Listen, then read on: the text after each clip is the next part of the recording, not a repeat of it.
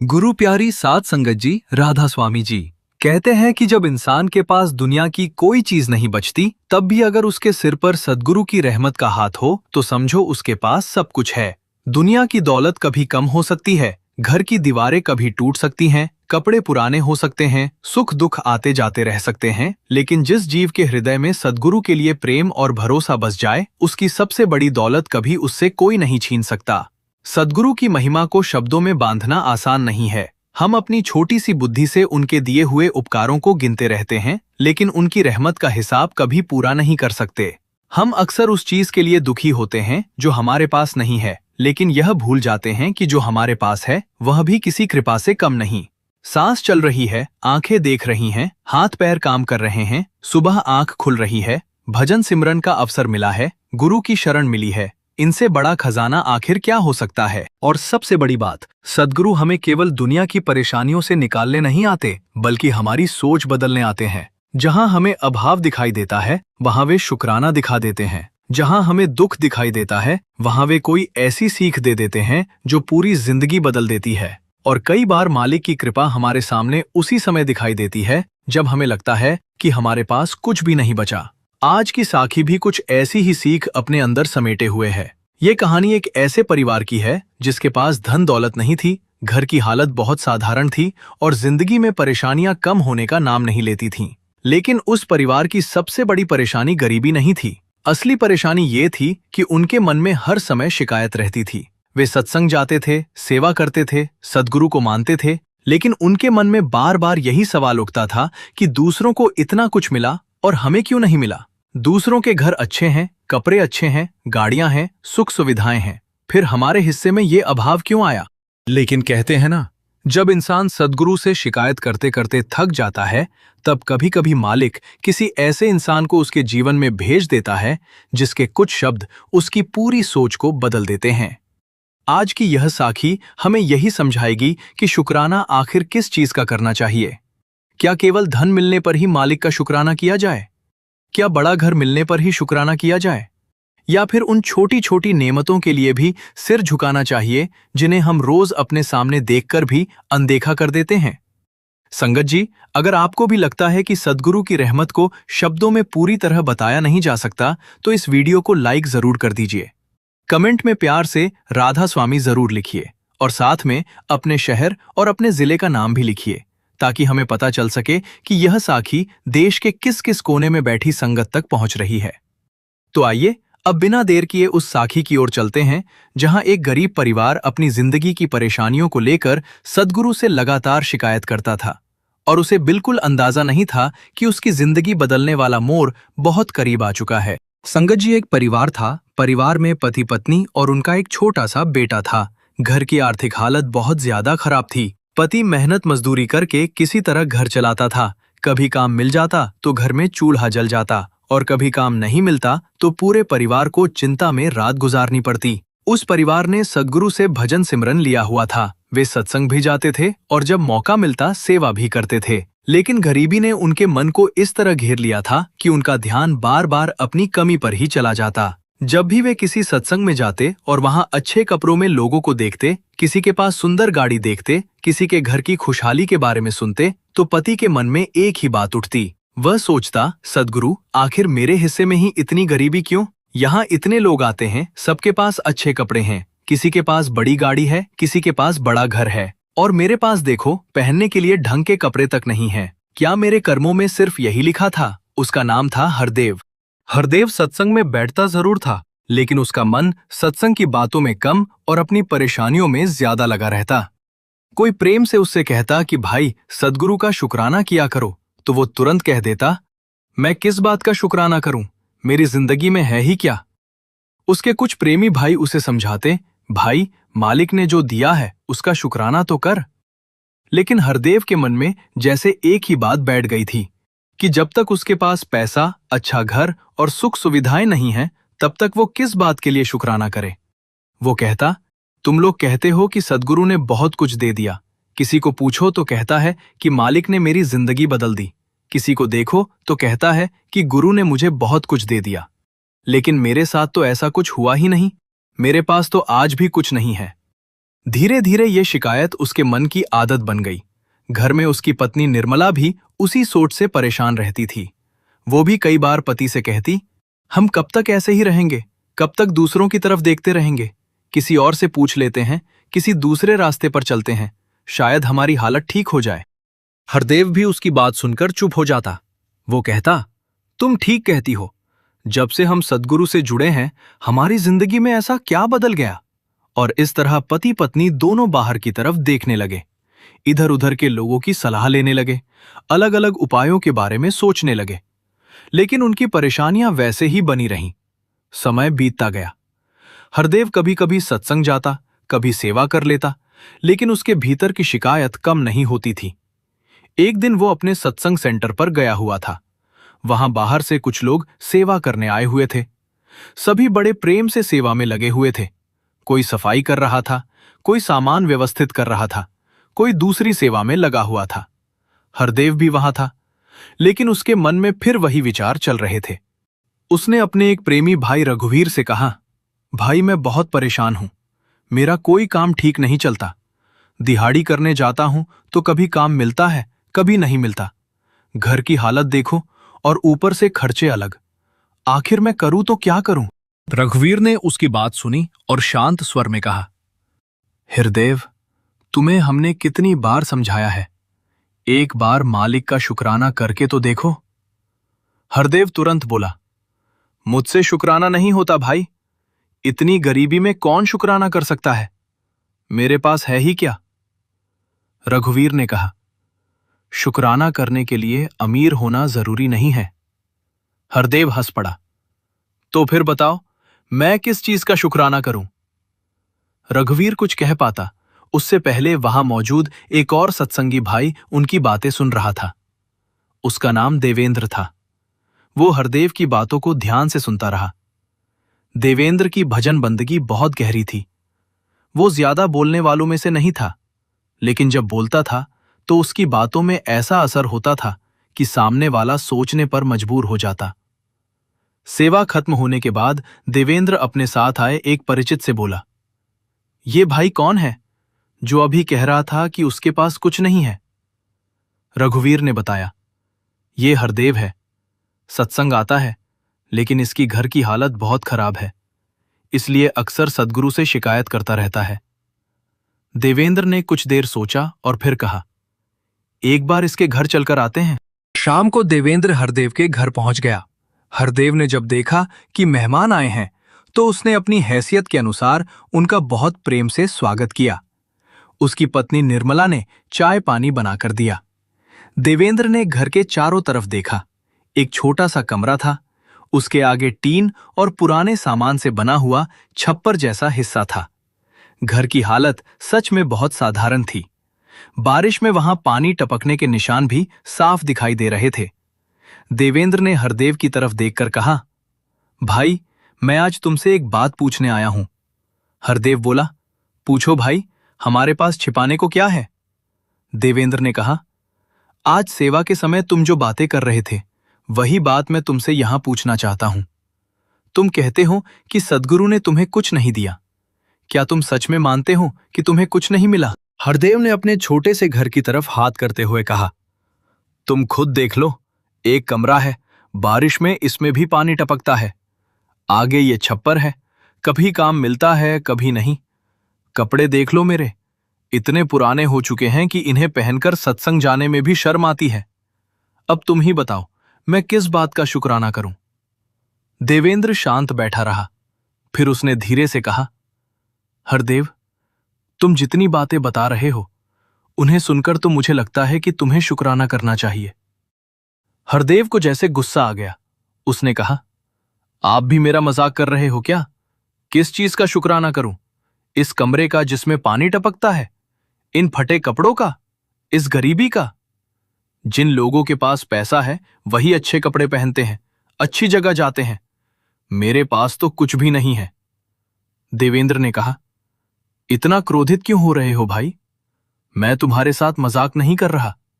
मैं तुम्हें एक ऐसी बात बताने आया हूं जिसे अगर तुमने सच में समझ लिया तो शायद एक दिन तुम्हारा शुक्राना खत्म ही नहीं होगा। हरदेव चुप हो गया। निर्मला भी वहीं बैठ गई। देवेंद्र ने दोनों की तरफ देखा और कहा, बस मेरी दो बातें ध्यान से सुन लेना, फिर फैसला तुम खुद करना कि मैं सही कह रहा हूं या नहीं। हरदेव और निर्मला उसके सामने बैठ गए। देवेंद्र ने कहा, सबसे पहले मुझे ये बताओ, क्या तुम दोनों कभी भजन सिमरन पर बैठते हो? हरदेव ने उदास होकर कहा, भजन सिमरन में किसका मन लगता है भाई? घर के हालात तुम खुद देख रहे हो। उसी समय उनका छोटा बेटा आंगन में खेल रहा था। वो मिट्टी से पूरा लथपथ था, लेकिन उसके चेहरे पर ऐसी खुशी थी जैसे उसके पास दुनिया की सारी दौलत हो। देवेंद्र की नजर उस बच्चे पर गई। वो मुस्कुराया और बोला, हरदेव, पहले अपने उस बच्चे को देखो। हरदेव ने बच्चे की तरफ देखा। देवेंद्र ने कहा, तुम्हें लगता है कि तुम गरीब हो? मुझे तो तुम्हारे जैसा खुशकिस्मत इस समय कोई दिखाई नहीं दे रहा। हरदेव उसकी तरफ देखने लगा। देवेंद्र ने आगे कहा, तुम्हें पता है इस दुनिया में ऐसे कितने लोग हैं जिनके पास बहुत पैसा है, बड़ी बड़ी कोठियां हैं, लेकिन उनकी आंखें अपने आंगन में एक बच्चे को खेलने के लिए तरसती हैं। लोग दर दर भटकते हैं, लाखों रुपए खर्च करते हैं, फिर भी औलाद की खुशी नहीं मिलती। और तुम्हारे आंगन में ये बच्चा मिट्टी में खेल रहा है, हंस रहा है, तुम्हारे सामने सांस ले रहा है। क्या ये मालिक की बख्शीश नहीं है? हरदेव पहली बार चुप हुआ। देवेंद्र ने उसकी आंखों में देखते हुए कहा, अभी मेरी बात पूरी नहीं हुई है, असली बात तो अब शुरू होती है। फिर देवेंद्र ने कहा, हरदेव, आज रात जब तुम भजन सिमरन पर बैठो तो मालिक के सामने अपनी गरीबी की शिकायत मत करना। बस एक बात कहना, हे सद्गुरु, आपने मुझे बहुत कुछ दिया है। शायद ये छत भी मेरे नसीब में थी या नहीं, मुझे नहीं मालूम, लेकिन आपने मुझे सिर रखने के लिए जगह दी। आपने मुझे परिवार दिया, आपने मुझे ये बच्चा दिया। सबसे बड़ी बात, आपने मुझे अपना नाम दिया, भजन सिमरन का अवसर दिया। मालिक, मैं आपका शुक्राना करता हूं कि आपने मुझे अपने चरणों से जोड़ा। हरदेव चुपचाप सुनता रहा। देवेंद्र ने आगे कहा, और जब सुबह तुम्हारी आंख खुले, चाहे 2 बजे खुले, 3 बजे खुले या 4 बजे, सबसे पहले एक बार फिर शुक्राना करना। कहना, शुक्र है सद्गुरु तेरा कि मेरी आंख खुल गई। क्योंकि ऐसे भी लोग हैं जो रात को सोते हैं, लेकिन सुबह का सूरज देखने के लिए उनकी आंखें दोबारा नहीं खुलती। हरदेव की आंखें देवेंद्र के चेहरे पर टिक गईं। देवेंद्र बोला, हम रोज सुबह उठते हैं और समझते हैं कि ये तो सामान्य बात है, लेकिन जरा सोचो, कितने लोग ऐसे हैं जो रात को सोए और सुबह उनके लिए ये दुनिया खत्म हो गई। उन्हें सूरज देखने का मौका नहीं मिला, हमें मिला। तो क्या ये भी मालिक की कृपा नहीं? निर्मला की आंखों में भी नमी आने लगी थी। देवेंद्र ने कहा, जब सुबह उठो तो कहना, शुक्र है मालिक तेरा कि तूने मुझे फिर से इस दुनिया को देखने का अवसर दिया। शुक्र है कि मैं फिर से भजन सिमरन पर बैठ सकता हूं। शुक्र है कि मेरे हाथ पैर काम कर रहे हैं। शुक्र है कि मैं अपने बच्चे को देख सकता हूं। शुक्र है कि मैं अपने परिवार के लिए मेहनत कर सकता हूं। फिर देवेंद्र कुछ क्षण रुका और बोला, और एक दिन बैठकर यह भी सोचना कि सद्गुरु ने हमें इंसानी जन्म दिया है। कितनी अनगिनत जूनों के बाद ये मनुष्य शरीर मिला है। हमें भजन सिमरन का अवसर मिला है, हमें गुरु की शरण मिली है। इससे बड़ा धन क्या हो सकता है? हरदेव के चेहरे पर अब पहले जैसा गुस्सा नहीं था। वो धीरे से बोला, लेकिन भाई, मेरी गरीबी का क्या? देवेंद्र ने कहा, गरीबी अपनी जगह है, लेकिन तुम्हारी नजर हमेशा उसी पर क्यों रहे? तुम्हारे पास जो है उसे देखना कब शुरू करोगे? हरदेव कुछ बोल नहीं पाया। देवेंद्र ने कहा, तुम्हारे पास आंखें हैं, उनसे तुम अपने बच्चे को देख रहे हो। हाथ हैं जिनसे मेहनत कर सकते हो, पैर हैं जिनसे काम की तलाश में जा सकते हो। शरीर स्वस्थ है, पत्नी तुम्हारे साथ है, बच्चा तुम्हारे आंगन में खेल रहा है, और सबसे ऊपर तुम्हारे पास सद्गुरु का नाम है। अब बताओ, क्या तुम्हारे पास कुछ भी नहीं है? हरदेव की आंखों से आंसू निकल आए। देवेंद्र ने कहा, दुनिया में ऐसे लोग भी हैं जिनके बैंक खातों में बहुत पैसा है, लेकिन जब शरीर ने साथ छोड़ दिया तो वही पैसा उनके किसी काम नहीं आया। कोई अस्पताल में पड़ा है, कोई चल नहीं सकता, कोई देख नहीं सकता, कोई अपने हाथों से खाना तक नहीं खा सकता। पैसा बहुत है, लेकिन शरीर साथ नहीं देता। और तुम्हारे पास शायद पैसा कम है, लेकिन शरीर तुम्हारा साथ दे रहा है। ये छोटी बात नहीं है। हरदेव ने अपना सिर झुका लिया। देवेंद्र ने कहा, जिस दिन तुमने ये समझना शुरू कर दिया ना, उसी दिन तुम्हारी जिंदगी बदलने लगेगी। तुम्हें अभी लग रहा है कि मालिक ने तुम्हें कुछ नहीं दिया, लेकिन हो सकता है मालिक ने तुम्हें वो सब दिया हो जिसे तुम पहचान ही नहीं रहे। कुछ देर तक घर में बिल्कुल शांति रही। फिर हरदेव ने धीमे स्वर में कहा, भाई, अगर मैं आज से आपकी बताई हुई बात मानूं तो? देवेंद्र मुस्कुराया। तो आज से तुम्हारी जिंदगी का हिसाब शिकायत से नहीं, शुक्राने से शुरू होगा। हरदेव ने कहा, लेकिन अगर मेरी हालत नहीं बदली तो? देवेंद्र बोला, तुम मालिक का शुक्राना किसी सौदे के लिए मत करना। ये मत कहना कि मैं शुक्राना कर रहा हूं और बदले में मेरी गरीबी खत्म कर दो। तुम बस इसलिए शुक्राना करो कि तुम उसके हो, बाकी जो उसके मन में होगा वो करेगा। ये बात हरदेव के दिल में उतर गई। उस रात पहली बार वो देर तक चुप बैठा रहा। निर्मला ने भी उसकी तरफ देखा। हरदेव ने कहा, आज से हम कोशिश करेंगे। निर्मला ने पूछा, किस बात की? हरदेव ने कहा, शिकायत कम करने की और शुक्राना करने की। उस रात दोनों ने पहली बार अपने घर की गरीबी को गिनने के बजाय अपने पास मौजूद चीजों को गिनना शुरू किया। हरदेव ने हाथ जोड़कर कहा, हे सद्गुरु, मुझे नहीं पता मैं अब तक कितना नादान रहा। मैं हमेशा ये देखता रिप्रेजेंट रहा कि मेरे पास क्या नहीं है। मैंने कभी ये नहीं देखा कि आपने मुझे क्या क्या दिया है। आज से मैं कोशिश करूंगा कि शिकायत कम करूं और आपका शुक्राना ज्यादा करूं। फिर दोनों सो गए। अगली सुबह हरदेव की आंख खुली तो सूरज अभी पूरी तरह निकला भी नहीं था। कुछ पल के लिए वह चुपचाप लेटा रहा। फिर उसे देवेंद्र की बात याद आई। उसने आंखें बंद की और कहा, शुक्र है सद्गुरु तेरा कि मेरी आंख खुल गई। शुक्र है कि तूने मुझे एक और दिन दिया। शुक्र है कि मैं अपने बच्चे को देख सकता हूं। शुक्र है कि मेरे हाथ पैर चल रहे हैं। शुक्र है कि मुझे भजन सिमरन का अवसर मिला। निर्मला ने भी उसकी आवाज सुनी। उस दिन दोनों ने सुबह की शुरुआत शिकायत से नहीं, शुक्राने से की। ऐसे ही कुछ दिन गुजर गए। धीरे धीरे उनके बोलने का ढंग बदलने लगा। पहले जहां हर छोटी बात पर वे कहते थे कि हमारे साथ ही ऐसा क्यों होता है, अब वे कहते, शुक्र है मालिक तेरा, शायद इसमें भी कोई भलाई होगी। लेकिन संगत जी, अभी कहानी का असली बदलाव शुरू नहीं हुआ था। हरदेव का काम पहले भी बहुत कम मिलता था। वो मिस्त्री का काम जानता था, लेकिन उसे नियमित काम नहीं मिलता था।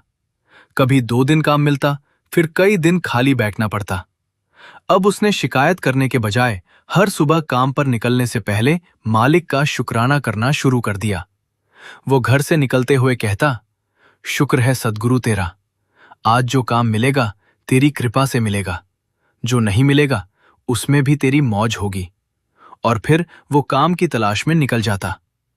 कुछ समय तक उसकी जिंदगी वैसे ही चलती रही, लेकिन एक दिन अचानक उसे एक जगह काम मिल गया। काम अच्छा था। हरदेव ने पूरी मेहनत से काम किया। जिस व्यक्ति के घर वो काम कर रहा था, उसने उसका काम देखा तो बहुत खुश हुआ। उसने कहा, तुमने ये काम बहुत अच्छा किया है। मेरे एक जानने वाले को भी ऐसा ही काम करवाना है। क्या तुम वहां चलोगे? हरदेव ने कहा, जी जरूर। वो अगले दिन वहां गया। वहां भी उसका काम पसंद आया। फिर वहां से उसे किसी और जगह काम मिला। धीरे धीरे उसके पास काम आने लगा। पहले वो काम की तलाश में घूमता था, अब लोग उसे काम के लिए बुलाने लगे। हरदेव को खुद समझ नहीं आ रहा था कि ये कैसे हो रहा है। एक दिन उसने निर्मला से कहा, तुमने ध्यान दिया? निर्मला ने पूछा, क्या? हरदेव बोला, पहले मैं काम ढूंढता था और काम नहीं मिलता था, अब लोग खुद मुझे बुलाने लगे हैं। निर्मला कुछ देर चुप रही, फिर बोली, शायद देवेंद्र भाई की बात सही थी। हरदेव मुस्कुराया, शायद नहीं, मुझे लगता है हमें अपनी नजर बदलनी थी। अब हरदेव का काम बढ़ने लगा। वो जितना काम अकेला कर सकता था, उससे ज्यादा काम उसके पास आने लगा। मजबूर होकर उसने 2-3 लड़कों को अपने साथ काम पर रख लिया। अब वो सुबह जल्दी निकलता और शाम को देर से घर लौटता। उसके कपड़े रोज मिट्टी और सीमेंट से भर जाते।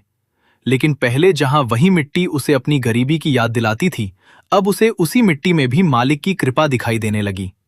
एक दिन काम करते करते उसने अपने कपड़ों की तरफ देखा। कपड़े मिट्टी से पूरी तरह भर चुके थे। वो मुस्कुराया और मन ही मन बोला, हे सद्गुरु, आज इन कपड़ों पर भी तेरे प्यार का रंग चढ़ गया है। मैं कितना गलत था। मैं हमेशा तुझसे शिकायत करता रहा। मैंने कभी तेरा शुक्राना नहीं किया। उसकी आंखों में आंसू आ गए। वो काम करता रहा और मन ही मन कहता रहा, शुक्र है मालिक तेरा। अब उसके अंदर एक अजीब सा बदलाव आ चुका था। पहले वो सोचता था कि पैसा मिलेगा तभी सुख मिलेगा। अब वो सोचता था कि जिस दिन उसने मालिक का शुक्राना करना सीख लिया, उसी दिन उसके पास सुख आ गया। और संगत जी, यही वो मोड़ था जहां हरदेव की जिंदगी धीरे धीरे बदलने लगी थी। लेकिन मालिक की रहमत अभी उसे वहां तक ले जाने वाली थी जिसकी उसने कभी कल्पना भी नहीं की थी। कुछ ही समय बाद उसके काम की इतनी चर्चा होने लगी कि लोग दूर दूर से उसे अपना काम करवाने के लिए बुलाने लगे। उसे खुद भी यकीन नहीं होता था कि जिस इंसान को कभी एक दिन की दिहाड़ी नहीं मिलती थी, उसी के पास अब काम संभालने के लिए दूसरे लोगों की जरूरत पड़ रही है। हरदेव जब भी ये देखता, उसके मुंह से बस एक ही बात निकलती, शुक्र है सद्गुरु तेरा। और अब उसे समझ आने लगा था कि शुक्राना केवल शब्द नहीं है, शुक्राना इंसान की नजर बदल देता है। और जब नजर बदलती है तो वही जिंदगी जो पहले बोझ लगती थी, वही जिंदगी मालिक की बख्शीश दिखाई देने लगती है। धीरे धीरे हरदेव का काम इतना बढ़ गया कि अब उसे काम ढूंढने के लिए कहीं जाना नहीं पड़ता था। लोग खुद उसके पास आने लगे। जिस काम के लिए पहले उसे कई कई दिन इंतजार करना पड़ता था, अब वही काम लगातार उसके पास आने लगा। हरदेव को सबसे ज्यादा खुशी इस बात की थी कि उसके अंदर की शिकायत खत्म हो रही थी। अब जब वो सुबह घर से निकलता तो सबसे पहले मालिक का शुक्राना करता। वो कहता, शुक्र है सद्गुरु तेरा कि तूने मुझे काम करने के लायक शरीर दिया। शुक्र है कि मेरे हाथ काम कर रहे हैं। शुक्र है कि मेरे पैर चल रहे हैं। शुक्र है कि तूने मुझे मेहनत करने का मौका दिया। और शाम को घर लौटकर भी यही कहता, शुक्र है मालिक तेरा। एक दिन काम करते करते हरदेव ने अपने पुराने दिनों को याद किया। उसे याद आया कि वो कभी सत्संग में बैठकर यही शिकायत किया करता था कि मालिक ने उसे कुछ नहीं दिया। उसकी आंखों में आंसू आ गए। वो मन ही मन बोला, मालिक मैं कितना अंधा था। तूने मुझे इतना कुछ दिया और मैं सिर्फ उस चीज को देखता रहा जो मेरे पास नहीं थी। अब उसके कपड़े भले ही काम की मिट्टी से भरे रहते थे, लेकिन उसे उन कपड़ों में भी अपनी मेहनत और मालिक की कृपा दिखाई देती थी। उसने महसूस किया कि शुक्राना करने से केवल उसकी परिस्थितियां नहीं बदली थीं, बल्कि उसके अंदर का इंसान बदल गया था।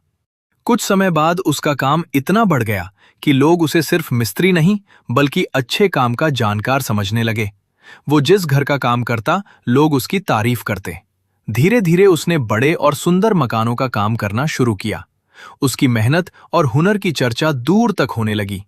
एक दिन किसी ने उससे कहा, हरदेव, तुम तो बहुत अच्छा काम करते हो। अगर तुम इसी तरह काम करते रहे तो एक दिन अपना भी बहुत अच्छा घर बना लोगे। हरदेव मुस्कुराकर बोला, घर मैं नहीं बनाऊंगा भाई, मालिक बनवाएगा। और सच में समय के साथ उसने अपनी मेहनत से अपना एक सुंदर घर बना लिया। जिस इंसान के पास कभी बारिश से बचने के लिए ठीक से छत तक नहीं थी, आज उसके पास अपना घर था। लेकिन हरदेव के लिए यह सिर्फ मेहनत का परिणाम नहीं था। वो हर बार यही कहता, किसने किया? सद्गुरु ने। किसकी बख्शीश हुई? सद्गुरु की। अब उसे अपने पुराने दिन याद आते तो वो खुद हैरान हो जाता। वो सोचता, अगर उस दिन देवेंद्र मेरे घर नहीं आया होता, अगर उसने मुझे शुक्राने का अर्थ नहीं समझाया होता, तो शायद मैं आज भी अपनी गरीबी को ही देखता रहता। अब हरदेव की जिंदगी में स्वार्थ भी सुधर गया था और परमार्थ भी।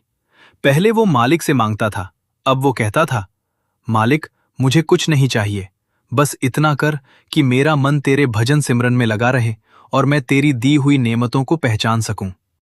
एक दिन हरदेव ने अपने पुराने प्रेमी भाई रघुवीर से कहा, भाई मुझे एक बार उस देवेंद्र भाई से मिलवा दो। रघुवीर ने पूछा, क्यों? हरदेव ने कहा, मैं उन्हें धन्यवाद देना चाहता हूं। उन्होंने मुझे सही रास्ता दिखाया। मैं तो हमेशा मालिक से शिकायत करता रहता था। उन्होंने मुझे सिखाया कि शुक्राना कैसे करना है। रघुवीर मुस्कुराया और बोला, वो तो यहाँ कभी कभी ही आते हैं, बहुत दूर से आते हैं। जब भी आएंगे मैं तुम्हें जरूर मिलवाऊंगा। हरदेव ने कहा, मैं उनसे मिलना चाहता हूं, क्योंकि उन्होंने मुझे कोई पैसा नहीं दिया, कोई बड़ा घर नहीं दिया, कोई नौकरी नहीं दिलवाई। उन्होंने तो सिर्फ मेरी सोच बदल दी, और सोच बदलते ही मुझे समझ आया कि मालिक ने मुझे पहले से कितना कुछ दे रखा था। संगत जी, यही इस पूरी साखी की सबसे बड़ी सीख है। हम अक्सर सद्गुरु के सामने अपनी मांगों की लंबी सूची लेकर बैठ जाते हैं। हम कहते हैं, मालिक ये दे दो, वो दे दो, ये परेशानी दूर कर दो, ये काम बना दो, घर में सुख कर दो, पैसा बढ़ा दो। लेकिन कितनी बार हम हाथ जोड़कर सिर्फ इतना कहते हैं, मालिक शुक्र है तेरा। हमने कभी ये नहीं कहा कि शुक्र है मालिक कि तूने मुझे आंखें दी, शुक्र है कि मैं अपने बच्चों को देख सकता हूं, शुक्र है कि मेरे हाथ पैर काम कर रहे हैं, शुक्र है कि मैं अपने परिवार के लिए मेहनत कर सकता हूं, शुक्र है कि मेरे पास सांस है, शुक्र है कि सुबह मेरी आंख खुलती है, शुक्र है कि मुझे भजन सिमरन का अवसर मिला है। और सबसे बड़ा शुक्राना तो ये है कि हमें सद्गुरु की शरण मिली है। जिस इंसान को ये समझ आ जाए, उसके लिए दुनिया की बहुत सारी शिकायतें अपने आप छोटी हो जाती हैं, क्योंकि अमीर वही नहीं जिसके पास बहुत पैसा है।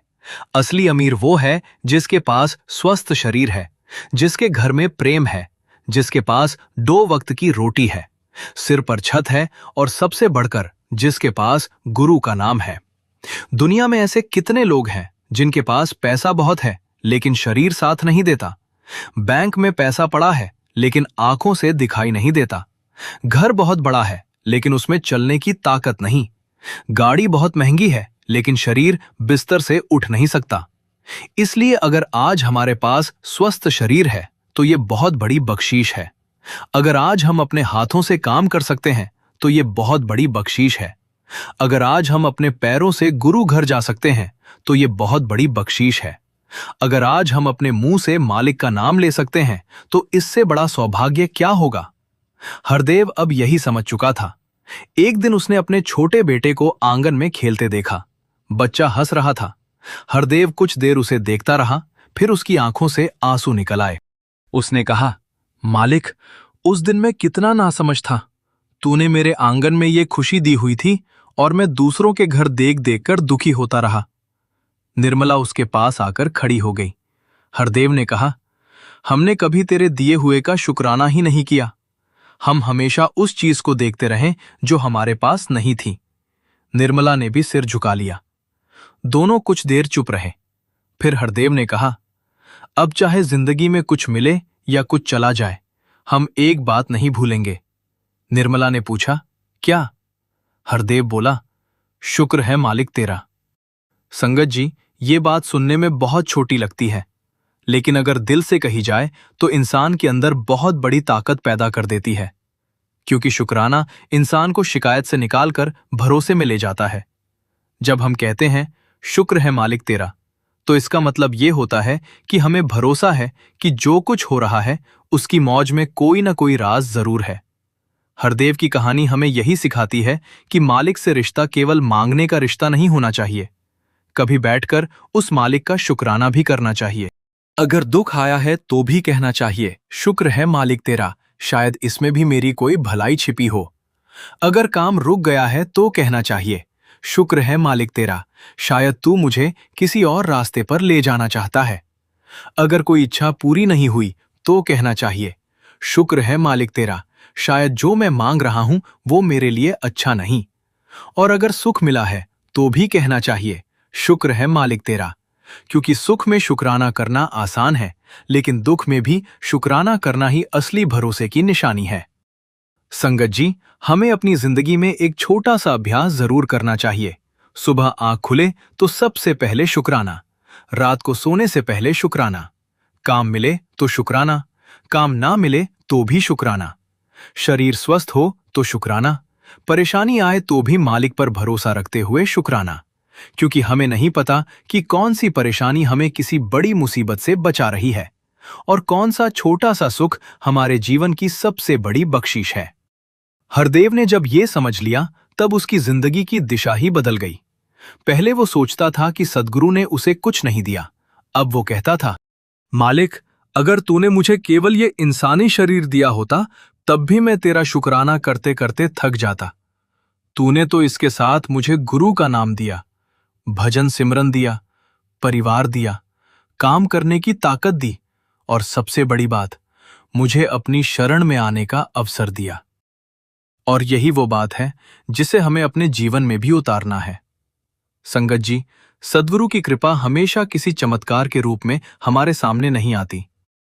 कई बार कृपा इस रूप में आती है कि कोई बड़ी दुर्घटना टल जाती है, कई बार किसी बीमारी से बच जाते हैं, कई बार कोई रास्ता बंद होता है और बाद में पता चलता है कि वही रास्ता हमारे लिए अच्छा नहीं था।